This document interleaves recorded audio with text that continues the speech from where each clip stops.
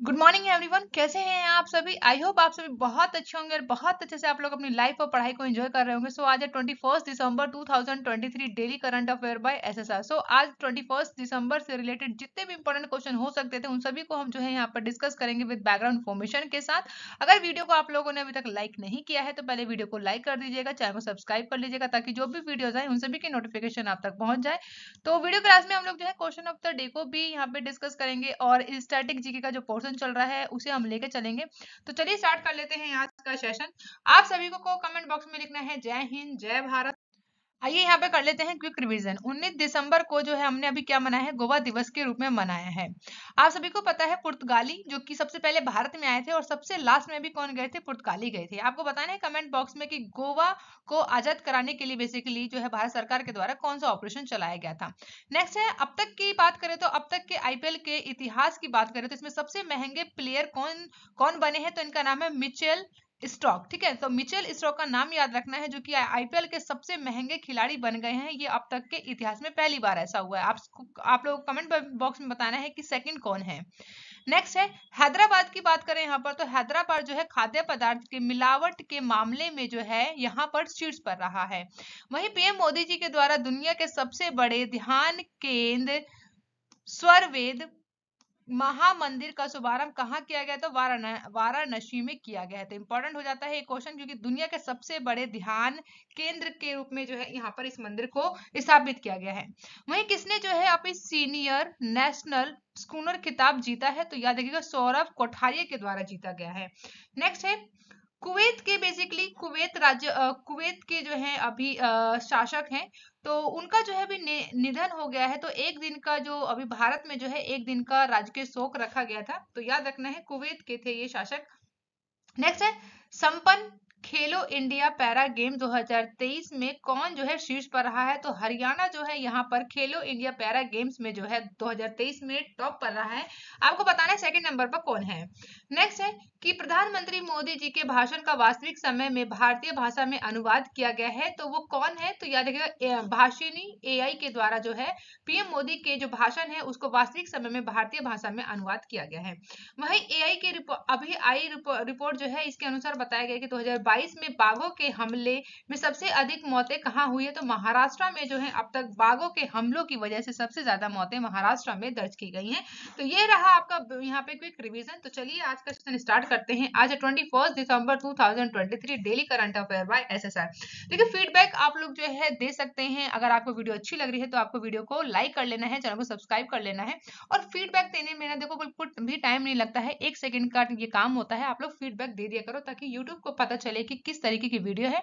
और अगर आपको वीडियो अच्छी लगी है तो आप लोग वीडियो को शेयर भी कर सकते हैं। नेक्स्ट है, अब हम बात करेंगे फर्स्ट क्वेश्चन की। हाल ही में किस देश के राष्ट्रपति ने 89.6% वोट के साथ तीसरा कार्यकाल जो है जीत लिया है, तो याद रखिएगा ये कहाँ के हैं, इजिप्ट के हैं। तो ऑप्शन ए क्या होगा यहाँ पे करेक्ट हो जाएगा। तो इजिप्ट के बेसिकली राष्ट्रपति को जो है अभी यहाँ पर 89.6% वोट मिला है, जो कि जिसकी वजह से ये इनका जो है तीसरा कार्यकाल है। आइए बैकग्राउंड इंफॉर्मेशन को समझते हैं। तो राष्ट्रीय चुनाव प्राधिकरण ने कहा है कि मिस्र के राष्ट्रपति जिनका नाम है अब्देल फतेह अल सीसी अरब दुनिया के सबसे अधिक आबादी वाले देश में 89.6% परसेंटेज के साथ जो है इन्हें वोट मिला है, जो कि इनका ये जो है तीसरा कार्यकाल है। बेसिकली अब्दुल फतह अल सीसी की बात करें तो ये 69 ईयर्स के हैं, जो कि इनका तीसरा और मिस्र के संविधान के अनुसार कार्यकाल के अंतिम कार्यकाल जो है इनके लिए जो है सुरक्षित हो गया है। वहीं इनका जो कार्यकाल है अप्रैल में शुरू होगा और 6 साल तक के लिए ये कार्यकाल इनका चलने वाला है। तो याद रखना है, बहुत इंपॉर्टेंट है। आइए देखिए अब यहाँ से ना हम लोग एक टॉपिक यहाँ पे मैंने ऐड कर दिया है जो कि स्वेज नहर है। ठीक है, तो स्वेज नहर से रिलेटेड यहाँ पर हम जो है सभी क्वेश्चन को अच्छे से समझेंगे। यहाँ पे एक एक पॉइंट्स को समझने वाले हैं ताकि जो भी क्वेश्चन आपके एग्जाम में आए ना तो वो तो है ना आप लोग बड़े आराम से कर लें। ठीक है, तो देखो पहला है यहाँ पर पॉइंट कि स्वेज नहर जो है एक क्या कृत्रिम समुद्री स्तरीय जल मार्ग है जो कि अफ्रीका महाद्वीप के मिस्र देश में स्थित है। तो मिस्र जो है ना इसको हैंडल करता है, तो याद रखिएगा ये मिस्र में है। ठीक है, ये नहर की बात करें, इस नहर की तो भूमध्य सागर और लाल सागर को जोड़ने का काम करता है क्या, स्वेज नहर।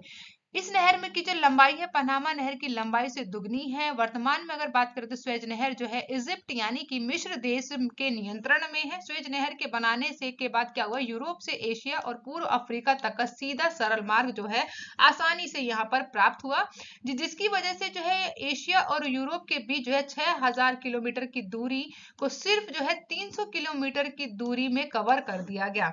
अगर आप लोगों ने जो है वर्ल्ड मैप देखा होगा तो ये कुछ यहाँ पर अफ्रीका है, और यहाँ पर आप लोग देखेंगे तो ये पूरा यूरोप है, और यहाँ पर रसिया वगैरह आ जाते हैं, ठीक है।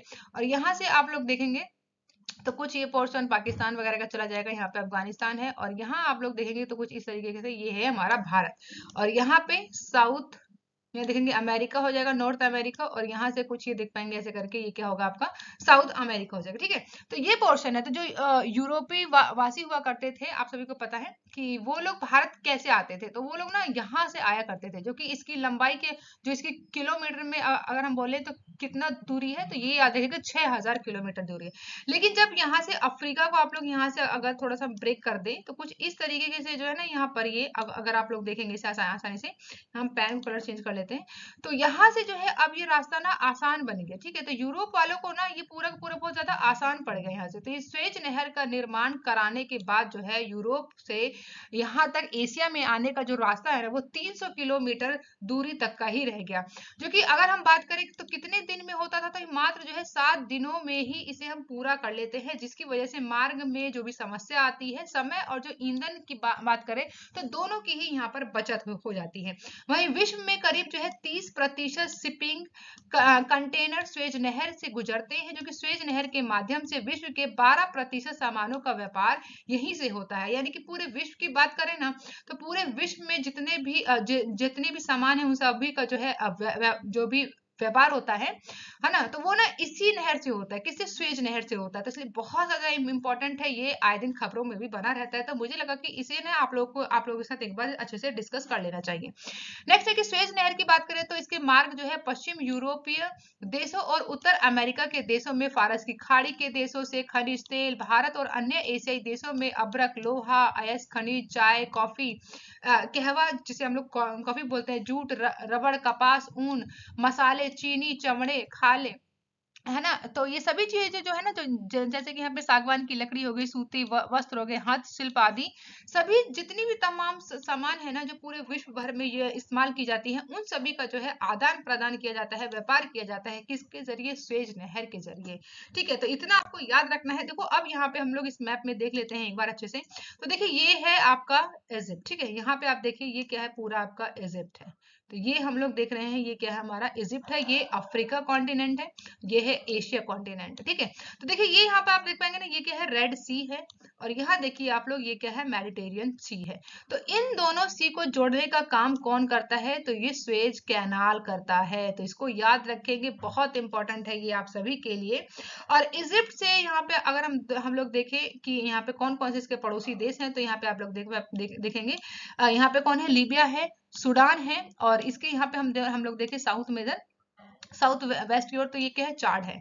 तो यहाँ पे अगर आप जब देखेंगे यहाँ पर जो कि एशिया की बात करें तो सऊदी अरेबिया है, रेड सी से इसका पूरा का पूरा बॉर्डर यहाँ पे टच होता है, ठीक है। इजिप्ट का कुछ पोर्शन यहाँ पर आ रहा है, और जॉर्डन है यहाँ पर, इजराइल जो कि अभी गाजा और इजराइल का जो बोल सकते हैं यहाँ पे महायुद्ध चल रहा है, ठीक है। तो ये आप लोग यहाँ से देखिए, सीरिया है, जॉर्डन है, इराक है। तो ये इन सभी को आपको याद रखना है। सिंपल आपसे पूछा जाएगा कि स्वेज नहर जो है किन दो बेसिकली सी को जो है मिलाने का काम करती है, तो मेडिटेरियन सी है और यहाँ पर रेड सी है, तो इसको याद देखिए। अब यहाँ पे हम बात करेंगे स्वेज नहर के निर्माण से संबंधित, यानी कि स्वेज नहर का जब निर्माण हुआ, कब इसका निर्माण हुआ, है ना, कब से कब तक यहाँ पे जो है बेसिकली इसे स्टार्ट किया गया था, किसके द्वारा शुरू किया गया था। तो बहुत सारे ऐसे क्वेश्चन हैं, इन सभी को जो है हम लोग एक बार यहाँ पर अच्छे से डिटेल समझ लेते हैं, तो आप लोग जो है सभी क्वेश्चन को इजिली सॉल्व कर पाएंगे, ठीक है। तो स्वेज नहर के निर्माण की बात करें तो इसका योजना की बात करें तो इस योजना को बनाया गया, और इसे जो है फ्रांस के डी लेप्सिस के द्वारा जो है 1854 यानी 1854 में जो है इसका काम शुरू किया गया था, और 1858 में स्वेज नहर का निर्माण करने के लिए कंपनी की स्थापना की गई, जिसका नाम क्या था, तो यूनिवर्सल स्वेज शिप कैनाल जो है इस कंपनी का नाम रखा गया। बेसिकली 1999 में बात करें तो इसके लिए जो है universal Suez ship canal company को जो है नहर के निर्माण और संचालन का काम भी सौंप दिया गया। इसी के साथ यहाँ पर स्वेज नहर का निर्माण जो है 1858 यानी कि 1859 और 1869 तक हुआ था। ये नहर जो है 1869 में बनकर तैयार हो गया, जो कि अंतरराष्ट्रीय ये यातायात के लिए एक आधिकारिक रूप से इसे 17 नवंबर को जो है इसे शुरू कर दिया गया था, यानी कि 17 नवंबर 1869 को जो है इसे खोल दिया गया था अंतरराष्ट्रीय व्यापार के लिए। और इस नहर को बनाने में लगभग जो है $100 मिलियन का खर्च भी आया था। तो स्वेज नहर से संबंधित जो है जितने भी इंपॉर्टेंट यहाँ पे बोल सकते हैं पॉइंट हो सकते थे, उन सभी को मैंने आप लोगों के साथ डिस्कस कर लिया। वीडियो आपको अच्छी लग रही है तो आपको वीडियो को लाइक कर लेना है, चैनल को सब्सक्राइब कर लेना है।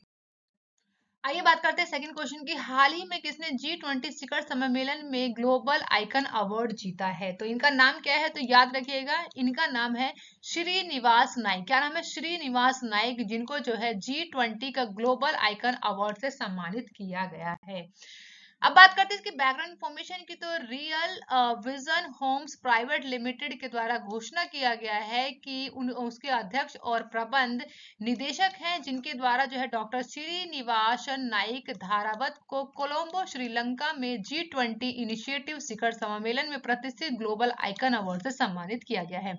शिखर सम्मेलन की बात करें तो ग्लोबल आइकन्स फोरम के द्वारा आयोजित एक प्रमुख कार्यक्रम जो कि 21 से 24 नवंबर 2023 तक जो कि एक विशेष सभा के लिए विश्व नेताओं और नीति निर्माताओं और उद्योग के दूरदर्शी लोगों को एक साथ लाया गया था। इसीलिए जो है डॉक्टर श्रीनिवास नाइक धारावत को जो है अभी G20 इनिशिएटिव शिखर सम्मेलन के प्रतिष्ठित ग्लोबल आइकन अवार्ड से सम्मानित किया गया है। याद रखना है इनका नाम क्या? डॉक्टर श्रीनिवास नाइक धारावत। अब बात कर लेते हैं यहाँ पे G20 से रिलेटेड जो भी इंपॉर्टेंट क्वेश्चन हो सकता है, क्योंकि G20 की आप सभी को पता है अध्यक्षता इस साल जो है 2023 में भारत के द्वारा किया गया है और 2022 में इंडोनेशिया के द्वारा किया गया था।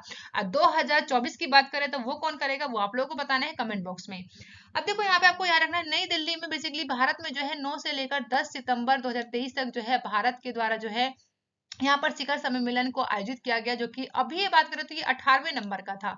ठीक है, तो G20 शिखर सम्मेलन का आयोजन किया गया भारत के द्वारा और पहला शिखर सम्मेलन था जब भारत ने जो है G20 देशों के शिखर सम्मेलन की मेजबानी की है। इस शिखर सम्मेलन का विषय क्या था सभी को पता है, आप सभी को तो अब तक तो रट जाना चाहिए था मेरे हिसाब से, वासुदेव कुटुंबम। ठीक है ना, तो वासुदेव कुटुंबकम की बात करें जिसका अर्थ होता है विश्व एक परिवार है, यानी हम लोग क्या मानते हैं, भारतवासी क्या मानते हैं, पूरा विश्व ही क्या है, हमारा परिवार है। तो ये जो है इसका विषय रखा गया था G20 का। वहीं अब देखो इस G20 की बात करें तो इसमें जो है नई बात क्या रही, तो G20 में जो है अफ्रीकी संघ को भी जो कि इसमें शामिल करने की बात की गई है। तो अब ये G20 ना रहकर अब जो है ये G21 रहेगा। देखते हैं कि कब तक जो है इसका नाम यहाँ पे जो है यहाँ पे ऑफिशियली चेंज होता है। अदरवाइज तो ये 21 हो चुका है, क्योंकि भारत के द्वारा जो है अफ्रीकी संघ को जो है इसमें G20 में शामिल करने की बात कही है स्थायी रूप से। ठीक है, तो ये आपको याद रखना है, इंपॉर्टेंट पॉइंट है। वहीं इसी के साथ एक और इम्पोर्टेंट पॉइंट है, देखो क्या है, तो भारत मध्य पूर्व यूरोप आर्थिक गलियारा की बात की गई है, जिसमें पूर्व यूरोप आर्थिक गलियारा, जिसे आप लोग शॉर्ट फॉर्म में IMEC कह रहे हैं, की स्थापना के लिए भारत, अमेरिका, सऊदी अरब, यूरोपीय संघ और संयुक्त अरब अमीरात, फ्रांस, जर्मनी, इटली और सरकारों के बीच जो है बेसिकली एक समझौता ज्ञापन पर हस्ताक्षर किए गए, ताकि जो है इसमें भारत और जो मध्य पूर्व है और यूरोप को जोड़ने के लिए ना एक महत्वपूर्ण बुनियादी ढांचा को तैयार किया जाए, ताकि जो है आसानी से इस परियोजना को जो है आसानी से चलाया जा सके, जिसके तहत जो है जो भी इसमें जो है रेलवे और समुद्री मार्गों को जो है यहाँ पर इस परिवहन गलियारे को जो है इसमें बनाया जाएगा। तो बेसिकली काम क्या करेगा ये समझ लीजिए। तो जो भी इसमें नाम दिए गए हैं, जैसे भारत से लेकर मध्य पूर्व और यूरोप को जोड़ने का एक काम करेगा, जिसमें जो है एक बेसिकली जो है गलियारा बनाया जाएगा। ठीक है, तो बेसिकली अगर मैं आपको बताऊं तो ऐसे यहाँ पर अगर हम लोग समझ ले कि ये है भारत और ये यहाँ से पूरा जो है ये अमेरिका को, ठीक है, यहाँ पर यूरोप के लिए और यहाँ पर जो है मध्य एशिया वाले भाग को जोड़ने के लिए जो है एक गलियारा बनाने की बात की गई है भारत के द्वारा G20 में, और इसी पर जो है सभी देशों के द्वारा जो है इसके ऊपर हस्ताक्षर भी किए गए हैं। ये अगर हम बात करें इस परियोजना की बात करें तो चीन के द्वारा भी जो है यहाँ पर बेल्ट एंड रोड इनिशिएटिव जो है चलाया गया है और प्रतिक्रिया के रूप में देखा गया है। ये एक वैकल्पिक बुनियादी ढांचा है जो कि नेटवर्क को प्रदान करेगा, सभी देशों को जोड़ने का काम करेगा। तो ये तो रहा यहाँ पे G20 से रिलेटेड बातें। अब देखो ये वाली जो स्लाइड है ना बहुत इंपॉर्टेंट है। G20 क्या है, आप सभी को पता है G20 क्या है, तो सबसे पहले हम जान लेते हैं कि इसे कब जो है बनाया गया था। तो देखिए, एशियाई वित्त संकट के बाद जो है वैश्विक आर्थिक एवं वित्त मुद्दों पर चर्चा करने के लिए वर्ष 1999 में G20 को स्थापित किया गया था। G20 में 20 है, यानी कि 20 इसमें क्या होंगे, कंट्री होंगे, देश होंगे। स्थायी सचिवालय नहीं है। सदस्य की बात करें तो 19 देश हैं और यूरोपीय संघ इसमें एक है। तो लेकिन अब जो है इसमें G20 जो कि भारत में आयोजित किया गया, इसमें जो है यहाँ पे जो है याद रखना है आपको AU, ठीक है, माफ कीजिएगा, यानी कि अफ्रीकन यूनियन को भी इसमें जो है जोड़ लिया गया। ठीक है, तो अभी 21 हो गए हैं। इस यहाँ पे बात करें स्थायी स्थिति देश की कि कौन सा देश जो है यहाँ पर अतिथि रहा, तो स्पेन जो है इस साल जो है इसमें अतिथि देश रहा था। G20 शिखर सम्मेलन प्रति वर्ष आयोजित किया जाने वाला एक कार्यक्रम है जो कि सभी देशों को, जितने भी इसमें देश होते हैं उनको शामिल किया जाता है एक साथ। और 2023 की अध्यक्षता जो है भारत के द्वारा की गई और इसकी थीम क्या क्या रखी गई, तो एक पृथ्वी, एक परिवार और एक भविष्य। शेरपा की बात करें तो G20 में जो है दोनों जो भी G20 के जो देश होते हैं उनके प्रतिनिधियों के रूप में कार्य वाली एवं कार्य का समन्वय करने के लिए जो है शेरपा का इसमें जो है बेसिकली काम किया जाता है शेरपा के द्वारा, कि सभी देशों के जितने भी बैंक होते हैं उनके द्वारा जो है मिलकर यहाँ पर जो है एक नीति बनाई जाती है। सभी के सभी यहाँ पे शामिल होते हैं शेरपा के जो भी बेसिकली जितने भी देश हैं जो, और उन सभी देशों के जितने भी बेसिकली बोला जाए कि बैंक के जो भी बैंक होगा, यूनियन बैंक होगा, उनके द्वारा मिलकर जो है यहाँ पे काम किया जाता है, रणनीति बनाई जाती है कि ताकि आगे कैसे क्या काम को लेकर चलना है। वही बात करें यहाँ पे ट्राइका, तो ट्राइका क्या काम करेगा, अध्यक्षता ट्राइका के द्वारा जो है समानार्थी की बात करें तो यहाँ पे जो है समानार्थक की बात करता है। यानी ट्राइका की बात करें तो ये ट्रायंगल के रूप में होता है। तो देखो ये ट्राइका क्या है समझ लेते हैं इसे भी। तो ट्राइका शब्द का इस्तेमाल जो है पूर्व, वर्तमान और भविष्य के रूप में किया जाता है।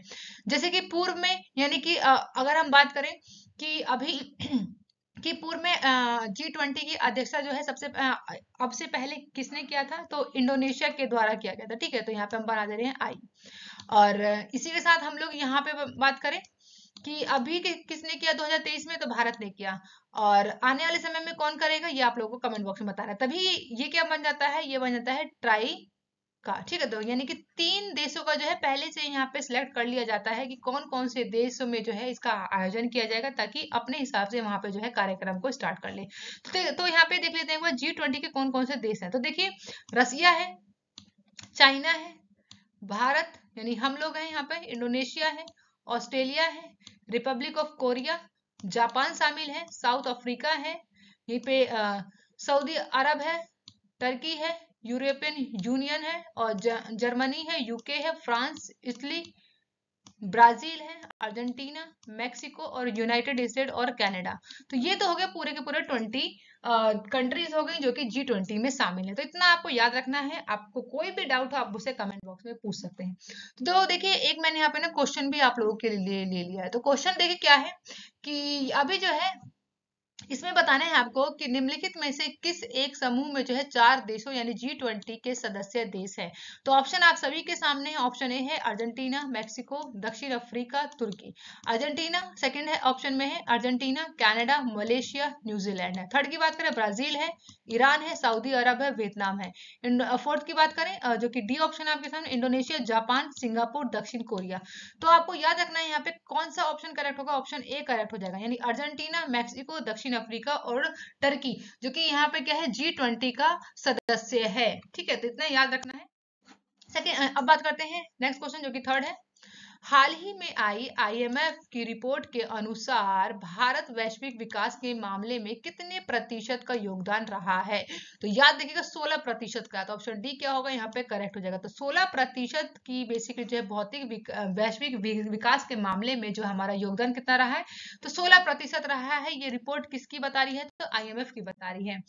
बात करें अगर बैकग्राउंड इन्फॉर्मेशन की, तो अंतरराष्ट्रीय मुद्रा कोष, जिसे आप लोग शॉर्ट फॉर्म में आईएमएफ कहते हैं, कि आर्थिक मोर्चे पे बात करें तो भारत के द्वारा जो है यहाँ पर स्टोर परफॉर्मेंस रही है, जिसके द्वारा जो है आईएमएफ के द्वारा कहा गया है कि डिजिटलीकरण और बुनियादी ढांचा जैसे प्रमुख क्षेत्रों में आर्थिक सुधारों के कारण ही मजबूती के साथ यहाँ पर वृद्धि देखी गई है, जो कि भारत के द्वारा ये जो है बेसिकली स्टार परफॉर्मेंस के रूप में यहाँ पे दिखाई दिया है। आईएमएफ के अनुसार बात करें तो वैश्विक वृद्धि में भारत का जो योगदान रहा है 16% से अधिक रहने का अनुमान लगाया गया है। तो ये याद रखेंगे। अब बात कर लेते हैं आईएमएफ के बारे में, यानी इंटरनेशनल मॉनेटरी फंड। तो अंतरराष्ट्रीय मौद्रिक कोष, इसे हिंदी में कहते हैं। तो अंतरराष्ट्रीय मौद्रिक कोष जो कि संयुक्त राष्ट्र की प्रमुख वित्तीय एजेंसी है, जो कि एक अंतरराष्ट्रीय वित्तीय संस्था है जिसका मुख्यालय वॉशिंगटन डीसी में है। इसमें बेसिकली कितने मेंबर हैं? 190 जो है इसमें देश शामिल है। इसका बेसिकली काम क्या है? तो वैश्विक मौद्रिक सहयोग को बढ़ावा देना है, वित्तीय स्थिरता को सुरक्षित करना है। इसी के साथ ही अंतरराष्ट्रीय व्यापार को सुविधाजनक बनाने और उच्च रोजगार, सतत आर्थिक विकास को बढ़ावा देना है। विश्व भर में दरिद्रता यानी कि विश्व भर में जो भी गरीबी है उसको कम करने का कार्य भी कौन करेगा? आईएमएफ के द्वारा ही करने का जो है काम इसे सौंपा गया है। 1944 की बात करें तो इसे स्थापित किया गया था और 27 दिसंबर 1945 को इसे आईएमएफ को स्टार्ट कर लिया गया था। अब देखिए यहाँ पे क्या है, सतत आर्थिक विकास यानी सस्टेनेबल डेवलपमेंट गोल की बात करें तो ये कितने हैं? 17 जो है हमारे सतत आर्थिक विकास हैं, जिसमें से अगर हम लोग यहाँ पे बात करें कि जो हमारे जो छोटे छोटे टारगेट रखे गए हैं, तो वो कितने रखे गए हैं? 169 रखे गए हैं। तो इतना याद रखेंगे आप लोग सस्टेनेबल डेवलपमेंट गोल के बारे में, तो इतना आपको याद रखना है। आगे बढ़ते हैं। अब बात करते हैं फोर्थ क्वेश्चन की, हाल ही में एक दिन में कितने सांसदों को निलंबन हुआ है? जो कि सदस्य इतिहास की बात करें तो इसमें जो है रिकॉर्ड बना है।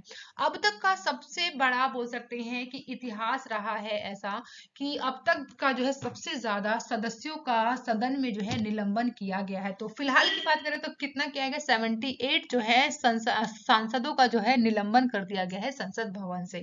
आइए समझते हैं क्या है इसकी बैकग्राउंड इन्फॉर्मेशन। तो संसद की बात करें तो अभी जो है शीतकाल सत्र चल रहा है। एक बार फिर बेसिकली जो है लोकसभा में 49 यानी कि 49 सांसदों को जो है निलंबित कर दिया गया है, जो कि लोकसभा और राज्यसभा से निलंबित होने वाले सांसदों की अगर संख्या की बात करें तो कुल कितनी हो गई है? 141 जो है अब तक का सबसे बड़ा यहाँ पे बोल सकते हैं नंबर है, जिसमें जो है सांसदों को जो है निलंबित किया गया है। एक दिन पहले की बात करें यानी कि सोमवार की बात करें तो अभी जो है 78 सांसदों को जो है निलंबित किया गया है, और जो कि ये अपने आप में एक रिकॉर्ड भी बन गया। कुल की बात करें तो 141 हो गए। इससे पहले कितने किए गए थे? 49, और अब यहाँ पे 78 को कर दिया गया है।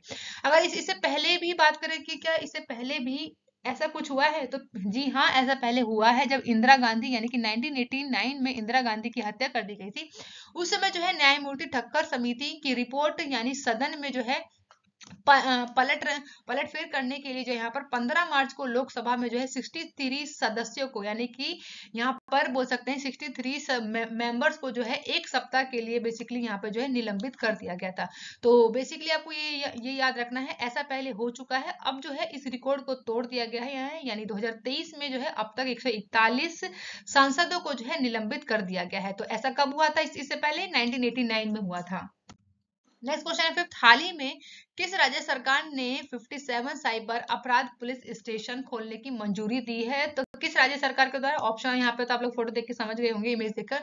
तो उत्तर प्रदेश के द्वारा। तो ऑप्शन सी क्या होगा यहाँ पे? करेक्ट हो जाएगा। ठीक है, तो आइए समझते हैं इसकी बैकग्राउंड इन्फॉर्मेशन को। तो साइबर अपराध के मामले बढ़ता देख यहाँ पर उत्तर प्रदेश सरकार के द्वारा यानी मुख्यमंत्री है योगी आदित्यनाथ जी के द्वारा जो है लोक भवन में हुई कैबिनेट बैठक के द्वारा जो है यहाँ पर 57 जिलों में साइबर क्राइम को जो है थाने स्थापित करने की यहाँ पे प्रस्ताव को मंजूरी मिल गई है, जिसमें से 18 मंडल मुख्य न्यायालयों की बात करें तो साइबर थाने मौजूद है, जिसमें जो है 57 जनपदों की बात करें इसमें जो है थाने को स्थापित करने का निर्णय भी ले लिया है। अगर ये सारा काम हो रहा है तो इसमें कितना खर्चा आएगा? तो स्थापना में जो अनुमानित खर्चा बताया गया है तो 1,27,24,51,051 रुपए से अधिक जो है इसमें खर्च आने वाला है। तो बेसिकली अगर देखा जाए तो बिल्कुल सही किया जा रहा है, लेकिन आने वाले समय में जो है साइबर क्राइम जो है इतने ज्यादा देखे जाएंगे। इसलिए जो है उत्तर प्रदेश सरकार के द्वारा जो ये फैसला लिया गया है, मेरे हिसाब से तो बहुत बढ़िया लिया गया है। वहीं अब तक जो है, अभी जो है आईजी इस तरह के अधिकारी जो है थाना को देखते थे, लेकिन अब जो है जनपद में जो है साइबर क्राइम थाने को स्थापित करने की बात की गई है, जिसमें जो है पुलिस अधीक्षक रैंक के जो अधिकारी होंगे उनकी जिम्मेदारी होगी वहां पे देखरेख करने की। अच्छा देखो यहाँ पे देख लेते हैं साइबर अपराध क्या है। तो साइबर अपराध क्या है? ऐसे अपराध जो कि बेसिकली अपराध के रूप में परिभाषित किए जाते हैं, जहाँ पर कंप्यूटर आधार पर, यहाँ पर जो है कंप्यूटर के माध्यम से यहाँ पर अपराध को किया जाता है। तो इसी के लिए जो है साइबर अपराध किया जाता है, यानी कि कंप्यूटर अपराध का माध्यम होता है या अपराध करने के लिए एक उपकरण के रूप में प्रयोग किया जाता है कंप्यूटर को, उसी को ही साइबर अपराध कहते हैं। आपको पता है भारतीय संविधान में 7वीं अनुसूची के अनुसार जो है साइबर अपराध जो कि राज्य सूची के अंतर्गत रखा गया है, यानी कि स्टेट के अंदर रखा गया है। आपको पता होगा कि जो यहाँ पे 7th शेड्यूल की बात की जा रही है, 7th शेड्यूल के अंदर जो है आपके 3 लिस्ट आते हैं। पहला कौन सा है? यूनियन लिस्ट होता है जो कि केंद्र देखती है। सेकंड पे आता है आपका स्टेट लिस्ट, जिसमें जो है स्टेट ही सारा काम करती है। और थर्ड की बात करें तो कौन करंट लिस्ट होता है, जिसमें जो है यूनियन और स्टेट जो है दोनों मिलकर काम करते हैं। तो यहीं पे जो है अपराध की बात करें तो साइबर अपराध जैसे मामलों को 7वीं अनुसूची के स्टेट लिस्ट में रखा गया है। इसमें जो है अवैध और अधिनिगृहित जो भी गतिविधियां होती हैं, यानी कि जो भी अवैध गतिविधियों को देखा जाता है जो कि विभिन्न प्रकार के अपराधों के लिए औद्योगिक इसका जो लाभ उठाती है, इसके ऊपर जो है पैनी नजर रखी जाएगी। और अब जो है ऐसा नहीं होगा। देखा जाता है कि अभी देखते हैं क्या होता है। बेसिकली 57 जिलों में जो है साइबर क्राइम थाने को स्थापित करने की बात की गई है योगी आदित्यनाथ की। जरा ठीक है, तो आपको इतना याद रखना है। कुछ भी आपको अगर समझ में नहीं आएगा तो आप लोग जो है मुझसे कमेंट बॉक्स में पूछ सकते हैं, कोई डाउट रहता है। वैसे मुझे तो नहीं लगता कि आप लोगों को डाउट रहेगा। नेक्स्ट क्वेश्चन है यहाँ पे 6, हाल ही में कृषि विपणन सुधारों में कौन सा राज्य जो है शीर्ष पर रहा है? तो बहुत अच्छा क्वेश्चन है, क्योंकि जो है कृषि विपणन सुधारों में जो है राज्यों के द्वारा देखो सुधार किया जा रहा है कृषि के क्षेत्र में। तो किसानों को जो है इसमें जो है इसके लिए बेसिकली यहाँ पर समझ बढ़ाई जा रही होगी कि कैसे जो है वो किस प्रकार से अपनी आधुनिक खेती को कर सकते हैं और कैसे ज्यादा से ज्यादा लाभ कमा सकते हैं। तो इसी में जो कृषि विपणन सुधारों में कौन सा राज्य टॉप पर रहा है? तो याद रखिएगा कौन रहा है, याद रखना है आपको। यहाँ पर आंध्र प्रदेश रहा। तो ऑप्शन ए क्या हो जाएगा? यहाँ पे करेक्ट हो जाएगा। ठीक है, तो आंध्र प्रदेश यहाँ पे करेक्ट है। नीति आयोग की बात करें तो नीति आयोग के द्वारा जो यहाँ पे कृषि विपणन और किसान अनुकूल सुधार सूचकांक में उत्तर प्रदेश जो है दूसरे स्थान पर है। वहीं पहले स्थान की बात करें तो कौन है? आंध्र प्रदेश जो है, जिसमें जो है कृषि विपणन में लागू किए गए सुधारों की डिग्री के आधार पर जो है राज्यों की तुलना में यहाँ पर थोड़ा बदलाव देखा गया है। इसी के साथ कर्नाटक, तमिलनाडु, तेलंगाना और अरुणाचल प्रदेश कृषि विपणन सुधारों को पूरा करने में 13 मापदंडों के अन्य भारतीय राज्यों की तुलना में बेहतर प्रदर्शन रहा है। तो फर्स्ट पर कौन है? आंध्र प्रदेश है। सेकंड नंबर पर उत्तर प्रदेश है और कर्नाटक, तमिलनाडु भी अपना यहाँ पर जो है इनके द्वारा भी कृषि विपणन सुधारों पर काम किया गया है। तो ये आपको लिस्ट को याद रखना है, रैंक को। अब देखिए यहाँ बात कर लेते हैं एक बार नीति आयोग के बारे में। तो नीति आयोग की बात करें तो याद रखिएगा नीति आयोग से संबंधित ना बहुत सारे क्वेश्चन पूछे जाते हैं इससे रिलेटेड वनडे एग्जाम में। तो नीति आयोग, जिसको आप लोग अगर हम बोले कि फुल फॉर्म क्या है, तो national institute for transforming India. Hindi में बात करें तो राष्ट्रीय भारत परिवर्तन संस्था जो है इसका यहाँ पे पूरा नाम है। ये क्या है? तो नीति आयोग, आपको सभी को पता होगा कि जो योजना आयोग की जगह रिप्लेस करके जो है यहाँ पर नीति आयोग को बनाया गया है, जो कि योजना बनाने का काम करता था कि कैसे जो है हमें लॉन्ग विजन देख के ये काम करता था, कि लॉन्ग टर्म को देख के काम किया जाता था कि हमें जो है पूरे साल में या फिर जो भी एक सरकार आती है, जो भी उनका टाइम ड्यूरेशन रहता है 5 ईयर का, उसमें जो है वो कितने अच्छे से जो है काम कर पाते हैं। तो इसी के लिए जो है योजना आयोग जो है गठित किया जाता है। लेकिन योजना आयोग की जगह जो है नीति आयोग को लेके आया गया कब? 1 जनवरी 2015 को। कब? 1 जनवरी 2015 को जो है नीति आयोग को स्थापित किया गया। इसके हेडक्वार्टर की बात करें तो नई दिल्ली में है। और नीति आयोग क्या है? एक गैर संवैधानिक निकाय है जो कि भारत सरकार का एक थिंक टैंक के रूप में कार्य करता है। तो ये क्वेश्चन भी पूछ लिया जाता है कि भारत सरकार का बेसिकली थिंक टैंक क्या है? तो नीति आयोग है। वहीं नीति आयोग की बात करें तो इसके अध्यक्ष कौन होते हैं? प्रधानमंत्री होते हैं। तो अभी वर्तमान में कौन है? नरेंद्र मोदी जी भी हैं। और प्रथम भी कौन थे अध्यक्ष? तो ये भी नरेंद्र मोदी जी ही थे। ठीक है, नीति आयोग के प्रथम उपाध्यक्ष की बात करें तो अरविंद पनगड़िया थे। वहीं प्रथम सीईओ की बात करें तो आपको याद रखना है सिंधु श्री खुल्लर जो है इसकी प्रथम सीईओ रही थी।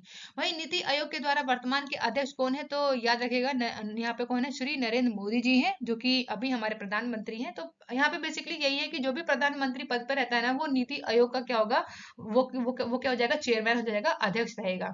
नीति आयोग के वर्तमान उपाध्यक्ष की बात करें तो कौन है, डॉक्टर सुमन बैरी है। और वर्तमान के सीईओ की बात करें तो BVR सुब्रमण्यम है। तो इतना आपको याद रखना है नीति आयोग के बारे में, जो कि आपसे क्वेश्चन पूछा जाए तो आप लोग इजिली बता सके और अपना जो है क्वेश्चन बिल्कुल करेक्ट करें।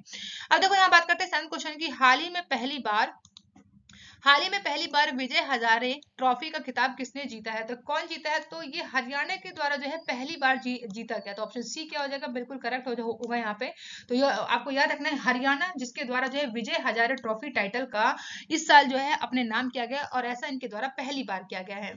5 बार जो है तमिलनाडु के द्वारा जो है जीता गया है, और पहली बार यहाँ पर हरियाणा के द्वारा जीता गया है। आइए समझते हैं इसकी बैकग्राउंड इन्फॉर्मेशन को। तो विजय हजारे ट्रॉफी जो कि देश में खेले जाने वाली एक क्षेत्रीय क्रिकेट प्रतियोगिता है, जो कि दिसंबर 2023 में विजय हजारे ट्रॉफी का आयोजन किया गया। तो यहाँ इसी के साथ विजय हजारे ट्रॉफी का जो फाइनल है कहाँ हुआ था, तो याद रखिएगा राजकोट के, आपको याद रखना है, सौराष्ट्र क्रिकेट स्टेडियम में खेला गया है। और इसका फाइनल जो है राजस्थान और हरियाणा के बीच में खेला गया। इसमें जो है राजस्थान को जो है हरियाणा ने हराकर यहाँ पर खिताब जीत लिया है। तो राजस्थान को हरा दिया गया है हरियाणा के द्वारा, और ऐसा जो है इस टीम के द्वारा पहली बार किया गया है, जबकि विजय हजारे ट्रॉफी जो है इनके पास पहुंची है। तो याद रखना है, विजय हजारे ट्रॉफी का पहला संस्करण कब हुआ था, तो 1993 या फिर 1994 में इसका जो है आयोजन हुआ था। और सबसे ज्यादा बात करेगी कि जो है सबसे अधिक बार जो है Vijay Hazare team basically cricket को जो है किसने जीता है, तो याद रखेंगे आप लोग। तो यहाँ पर तमिलनाडु के द्वारा जो है जीता गया है सबसे ज्यादा। तो यहाँ पर बेसिक है, इंपॉर्टेंट है, आपको याद रखना है। आपसे पूछा जा सकता है कि विजय हजारे ट्रॉफी का बेसिकली जो है किसके द्वारा जीता गया है और कब इसकी शुरुआत की गई थी, और सबसे ज्यादा जो है किसके द्वारा जीता गया। तो तमिलनाडु के द्वारा सबसे ज्यादा जीता गया है 5 बार। इसका संस्करण क्या रहा था, 1993 1994 रहा था। और हरियाणा ने अभी जीता है, इस साल जीता है राजस्थान को हरा के। ठीक है, आइए बात करते हैं नेक्स्ट क्वेश्चन की। हाल ही में ICAR ने चालू वर्ष में GDP वृद्धि दर कितने प्रतिशत रहने का अनुमान लगाया है? तो याद रखिएगा 6.5 रहने का अनुमान लगाया गया था। ऑप्शन डी यहाँ पे करेक्ट हो जाएगा, जो कि किसके द्वारा, ICAR के द्वारा। आइए समझते हैं इसकी बैकग्राउंड इन्फॉर्मेशन को। तो वैश्विक चुनौती के बावजूद भारत जो है साल 2023 में अपनी मजबूती वृद्धि की दर के साथ जो है सफल रहा है, जिसमें GDP की बात करें यानी सकल घरेलू उत्पाद रेटिंग एजेंसी S&P के आंकड़ों के अनुसार सकारात्मक संदेश दिखे हैं, जो कि S&P की बात करें तो इसमें वित्त वर्ष 2023-24 में भारत की वृद्धि दर का अनुमान जो है बढ़कर कितना हुआ है, 6.4% रहा है। इतना आपको याद रखना है। नेक्स्ट क्वेश्चन है 9, हाल ही में कुशल मजदूरों के अधिकारों की रक्षा के लिए NSD किसके साथ जो है MOU पर हस्ताक्षर किए हैं? तो याद रखिएगा सऊदी अरब के साथ। तो ऑप्शन ए क्या हो जाएगा यहाँ पे करेक्ट होगा। तो सऊदी अरब और भारत के जो बेसिकली जो कुशल मजदूर हैं, तो उनके बीच में जो है उनके अधिकारों की रक्षा के लिए जो है NSDC के साथ जो है MOU पर हस्ताक्षर किए गए हैं। तो आइए समझते हैं क्या है इसकी बैकग्राउंड इन्फॉर्मेशन। तो राष्ट्रीय कौशल विकास निगम ने हाल ही में सऊदी अरब सरकार के साथ समझौता ज्ञापन यानी MOU पर हस्ताक्षर किए हैं, जिसमें जो है भारत के कुशल श्रमिकों के अधिकारों की रक्षा की एक दिशा पर महत्वपूर्ण कदम उठाया गया है। इस सहयोग का उद्देश्य जो है यहाँ पे बेसिकली क्या किया जाएगा कि दोनों देशों के बीच में जो है पारदर्शिता जो है बनी रहे, और सऊदी अरब में कार्यरत भारतीय श्रमिकों को भलाई यहाँ पर सुनिश्चित कराई जा सके। आइए बात कर लेते हैं नेक्स्ट क्वेश्चन की ओर चलते हैं, जो कि है 10 नंबर का, जो कि वीडियो का लास्ट क्वेश्चन है। हाल ही में कौन जो है देश की सबसे बड़ी अर्थव्यवस्था के रूप में उभरा है? तो याद रखिएगा महाराष्ट्र जो है फर्स्ट नंबर पर आया है, जो कि 15.7% के साथ है। वहीं यहाँ पर उत्तर प्रदेश की बात करें, जो कि अभी यहाँ पर जो है सबसे बड़ी अर्थव्यवस्था में यहाँ पे सेकंड नंबर पर है। ठीक है, तो फर्स्ट नंबर पे कौन है, महाराष्ट्र है 15.7% के साथ। वहीं उत्तर प्रदेश की बात करें तो सेकंड नंबर पर, जो कि 9.2% के साथ जो है इसकी अर्थव्यवस्था में सबसे ज्यादा जो है भागीदारी रही है किसकी, महाराष्ट्र की। सेकंड नंबर पे उत्तर प्रदेश की। देखिए बात कर लेते हैं यहाँ पर हम लोग अब स्टैटिक जीके के बारे में। तो आज हम क्या बात करेंगे, ब्रिटिश शासन का भारतीय अर्थव्यवस्था पर प्रभाव। फर्स्ट यहाँ पे लॉर्ड कॉर्नवालिस के द्वारा स्थायी बंदोबस्त को लागू किया गया था कब, 1793 में। स्थायी बंदोबस्त किया गया था, जमींदारों से लिया जाता था। वहीं शब्द इंपीरियल प्रेफरेंस की बात करें तो इसका प्रयोग जो है किया जाता है किसके लिए, भारत में ब्रिटिश आयातन पर दी गई विशेष रियासतों के लिए। वही है नेक्स्ट, अंग्रेजों ने रेतवाड़ी व्यवस्था सर्वप्रथम प्रारंभ की थी कहां पर, तो मद्रास प्रेसिडेंसी में जो है रेतवाड़ी व्यवस्था को सबसे पहले लागू किया गया था अंग्रेजों के द्वारा। नेक्स्ट है कि सर टॉमस मुनरो की भू राजस्व बंदोबस्त से संबंधित है रेतवाड़ी व्यवस्था। तो याद रखिएगा रेतवाड़ी व्यवस्था किससे संबंधित है, तो सर टॉमस मुनरो की भू राजस्व बंदोबस्त से संबंधित है। वहीं ब्रिटिश भारत में सैन्य बल पर केंद्रीय राजस्व का कुल प्रतिशत होता था तो 40% होता था। नेक्स्ट है असम में सर्वप्रथम चाय कंपनी की स्थापना हुई थी कब, 1899 में। यहाँ पर बेसिकली जो है असम में सबसे पहले चाय कंपनी को स्थापित किया गया था कब, 1839 में। नेक्स्ट है पंजाब भूमि हस्तांतरण अधिनियम पारित किया गया था कब, 1900 में जो है यहाँ पर पंजाब भूमि हस्तांतरण अधिनियम को पारित किया गया था। नेक्स्ट है अंग्रेजों के शासनकाल में भारत के आर्थिक दोहन के सिद्धांत को जो है प्रतिपादित किया गया था किसके द्वारा, दादा भाई नौरोजी के द्वारा जो है अंग्रेजों में जो है यहाँ पे शासनकाल के जो जब अंग्रेजों का जब शासनकाल था तो यहाँ पर जो है आर्थिक दोहन का सिद्धांत दिया गया था किसके द्वारा, दादा भाई नौरोजी के द्वारा। वहीं दक्षिण भारत में सिंचाई व्यवस्था के अग्रदूत माने जाते हैं कौन, तो सर आर्थर कॉटन। कौन, सर आर्थर कॉटन जो है यहाँ पर दक्षिण भारत में सिंचाई व्यवस्था के अग्रदूत माने जाते हैं। वही poverty and un British rule in India नामक पुस्तक प्रकाशित कब की गई, तो 1901 में जो है इस बुक को प्रकाशित किया गया और एक किसके द्वारा लिखित है, तो दादा भाई नौरोजी के द्वारा लिखित है। तो यहाँ हमने कर लिया है आज ब्रिटिश शासन का भारतीय अर्थव्यवस्था पर प्रभाव, जो कि स्ट्रेटेजी के था आप लोगों के लिए। अब देखिए यहाँ पर क्या हम करने वाले हैं। अब वीडियो क्लास में मैंने आप लोगों से क्वेश्चन पूछा था, तो हाल ही में किसने ITF विश्व चैंपियन पुरस्कार 2023 जीता है, तो किसने जीता है, नोवाक जोकोविच और आर्याना सवालिंका के द्वारा जो है ITF विश्व चैंपियनशिप पुरस्कार को जीता गया है। आज का क्वेश्चन ऑफ द डे क्या रहेगा, तो हाल ही में प्रधानमंत्री मोदी ने कहा दुनिया के सबसे बड़े ध्यान केंद्र स्वर्वेद महामंदिर का शुभारंभ किया है। ऑप्शन आप सभी के सामने है, कमेंट बॉक्स को मैं आप लोगों को करेक्ट आंसर बताना है। Thank you for watching guys, मिलते हैं नेक्स्ट वीडियो में। आप लोग जो है वीडियो को लाइक कीजिए, चैनल को सब्सक्राइब कर लीजिए, बेल आइकन पे हिट कर दीजिएगा ताकि जो भी वीडियो आए उन सभी की नोटिफिकेशन आए। देखो सिंपल क्या है, आप लोगों से फीडबैक के लिए इसलिए बोला जाता है ताकि ना यूट्यूब को पता रहे कि जो है ये वीडियो किस पर्पस के लिए बनाया जा रहा है। तो वीडियो जो है ये करंट अफेयर से रिलेटेड है, आप सभी को जो है करंट अफेयर से रिलेटेड सभी बातों का पता होना चाहिए। इसलिए जो है आप लोगों को वीडियो को लाइक करना है। फीडबैक देने में देखो कुछ भी नहीं जाता है, बस 1 सेकंड का टाइम लगेगा आपको वीडियो को लाइक करना है। वीडियो अच्छी लग रही है, अगर वीडियो नहीं अच्छी लग रही है तो आप लोग डिसलाइक भी कर सकते हैं। ठीक है, bye bye guys and take care.